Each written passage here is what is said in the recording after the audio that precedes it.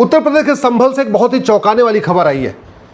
संभल जो सनातन का प्रमुख केंद्र था, जहां हरिहर मंदिर था, जहां मठ मंदिर थे और बहुत सारे, जहां पंडा पुजारी रहते थे, जहां गुरुकुल थे, जहां शास्त्रार्थ होता था, जहां घंटे घड़ियाल बजते थे, अब वहां हिंदू मात्र 15% बचे हुए, मात्र 15%। और उनको भी भगाने की पूरी योजना बन गई थी। ये तो 2017 में उत्तर प्रदेश में सत्ता परिवर्तन हुआ, योगी जी मुख्यमंत्री बने और योगी जी ने फिर वहाँ अच्छे सेलेक्ट करके डीएम और एसपी को अपॉइंट किया, अच्छे वहाँ पे डिप्टी एसपी को अपॉइंट किया।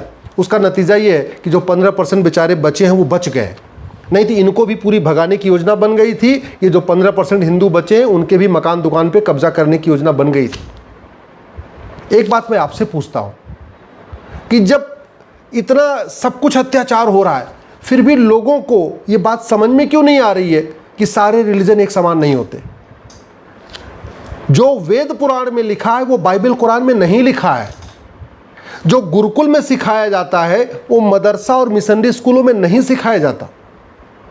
मैं आपसे पूछ रहा हूं, क्या सारे पेड़ एक समान होते हैं? क्या आम और बबूल एक समान होता है?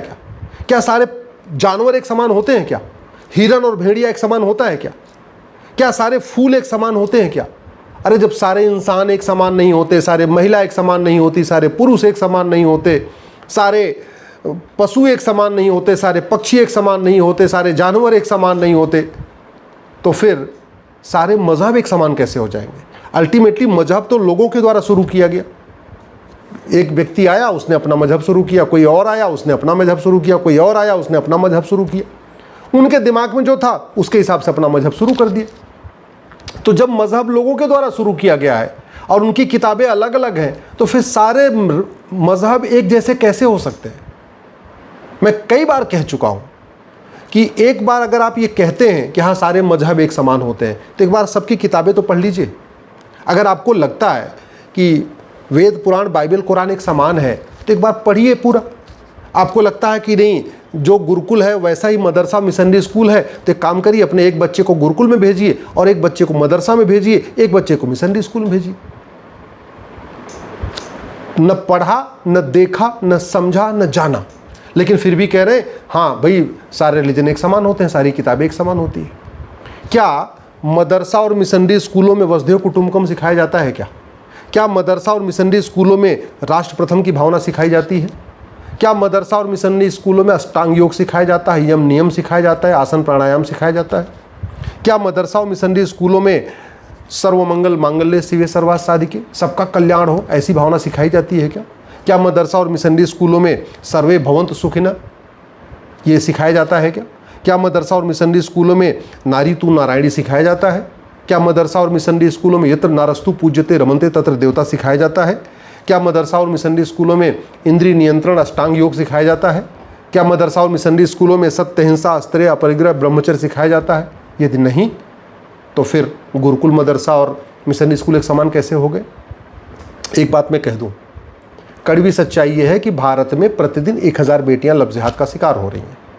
कड़वी सच्चाई यह है कि प्रतिदिन 1500 हिंदू परिवारों का धर्मांतरण हो रहा है, यानी साल में 40 लाख हिंदुओं का धर्मांतरण हो रहा है। लफ्ज़ जिहाद की शिकार साल में 3.5 लाख बेटियां हो रही हैं और धर्मांतरण टोटल 40 लाख हिंदुओं का हो रहा है। कड़वी सच्चाई यह है प्रतिदिन 90,000 बच्चे पैदा हो रहे हैं, दुनिया में सबसे ज़्यादा हैं।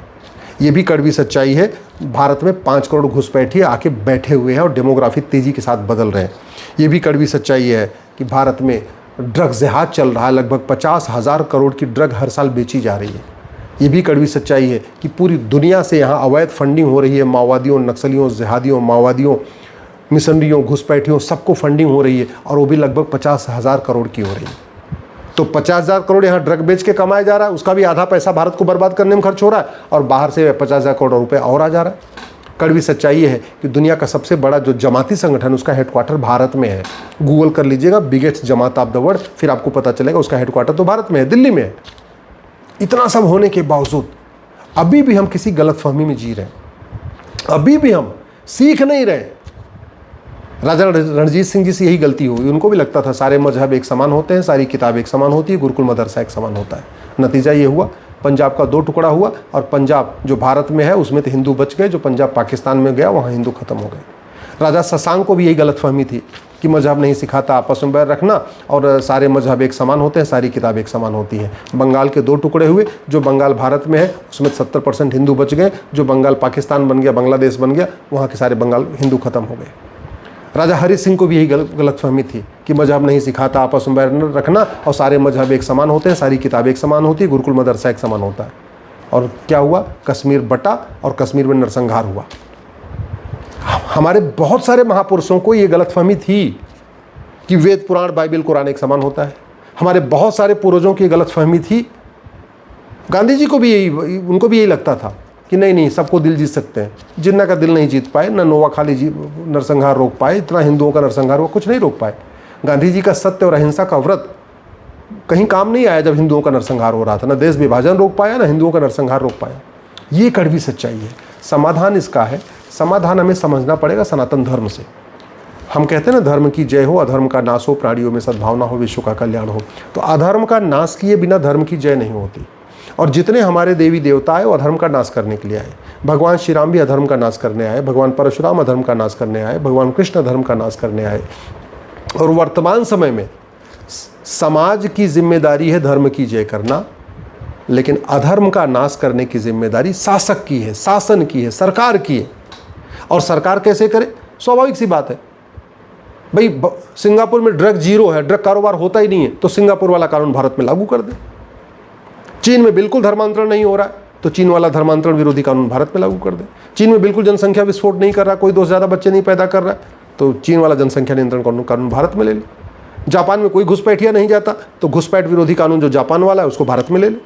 भाई भारत के जो भी खतरे हैं ये कोई विश्वव्यापी नहीं है, ये कोई लाइलाज नहीं है, ये केवल भारत में चल रहा है। क्यों? क्योंकि हमारा कानून घटिया है, न्यायिक व्यवस्था सड़ी है, सब कुछ गुलामी वाला चल रहा है। तो भारत को बचाना है तो सबसे पहले भारतीय न्याय संहिता में एक चैप्टर जोड़ना पड़ेगा, ऑफेंस रिलेटिंग टू लफ्ज़ हाथ। एक चैप्टर जोड़ना पड़ेगा, offence relating to drug smuggling. इस बीएनएस में एक नया चैप्टर जोड़ना पड़ेगा, ऑफेंस रिलेटिंग टू कन्वर्जन। ये पूरे देश में लैंड जिहाद चल रहा है, ज़मीनों पे कब्जा हो रहा है, इसलिए इस बीएनएस में एक नया चैप्टर जोड़ना पड़ेगा, offence relating to land grabbing.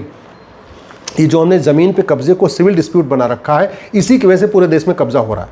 हमें ज़मीन को पे कब्जे को सिविल डिस्प्यूट नहीं, क्रिमिनल डिस्प्यूट बनाना ही पड़ेगा। जब तक ये कानून नहीं बनेगा कि कोई भी सार्वजनिक संपत्ति है, ज़मीन है, उस पर कब्जा करने पे 10 से 20 साल की सज़ा का प्रावधान नहीं होगा, लोग कब्जा करते जाएंगे। रेलवे की ज़मीन भी कब्जा हो रही है, पहाड़ भी कब्जा हो रही है, नदियाँ भी कब्जा हो रही हैं, हाईवे की ज़मीन भी कब्जा हो रही है, बस स्टैंड के आसपास भी झुग्गियाँ बनती है, यानी हर जगह बनता चला जा रहा है। समाधान यही करना पड़ेगा। और सबसे इम्पॉर्टेंट, हमें हम दो हमारे दो लागू ही करना पड़ेगा। तो भारत को बचाना है, भारत को विश्वगुरु बनाना है, भारत को परम वैभव के लक्ष्य तक परम वैभव का लक्ष्य प्राप्त करना है, भारत को विकसित राष्ट्र बनाना है, भारत में शांति स्थापित करना है, भारत को सुरक्षित बनाना है।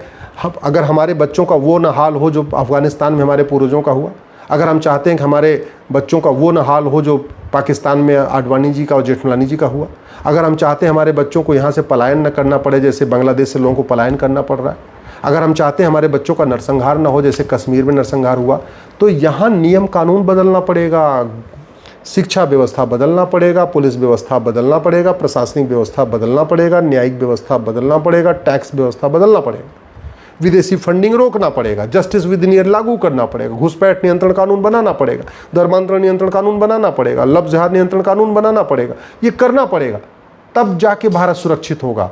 अगर हम ये सोच रहे हैं केवल नहीं बातें करने से, भाषण देने से, सेमिनार करने से, रैली करने से, प्रवचन करने से, कथा करने से इससे कुछ होने वाला है ना, तो फिर हम बहुत बड़ी गलतफहमी में है। ये जितना भी हम कर रहे हैं, सेमिनार कर रहे हैं, प्रवचन कर रहे हैं, सब जो जितनी बातें कर रहे हैं, ये सब हमारे पूर्वज अफगानिस्तान में करते थे, फिर भी ख़त्म हो गए। जो हमारी जितनी बातें सब चल रही हैं ना, ये सब हमारे पूर्वज पाकिस्तान में करते थे, फिर भी ख़त्म हो गए। ये सब कुछ बांग्लादेश में भी करते थे, फिर भी ख़त्म हो गए। तो बचना है परिवार, हमें अपने नेक्स्ट जनरेशन को बचाना है, तो हमें केवल और केवल कानून बदलना पड़ेगा, दूसरा कोई तरीका नहीं है। इसलिए मैं हाथ जोड़ के निवेदन कर रहा हूँ, इस वीडियो को अधिक से अधिक शेयर करिए, चैनल को सब्सक्राइब भी कर लीजिए, आपको रेगुलर हमारा वीडियो यहाँ मिलता रहेगा। और साथ साथ अपने सांसद विधायक से मिलकर उनको जगाइए, उनसे सवाल पूछना शुरू करिए। अब आप कोई जहाँ आपको गलत लगता है वहाँ पे सुनिए मत, सीधे सीधे सवाल पूछिए, क्रॉस करिए किसी की बात को आंख बंद करके मत सुनिए, किसी की बात को कान बंद करके मतलब समझने की कोशिश मत करिए। अपना अपना दिमाग लगाइए और जो सच है उसको बोलिए।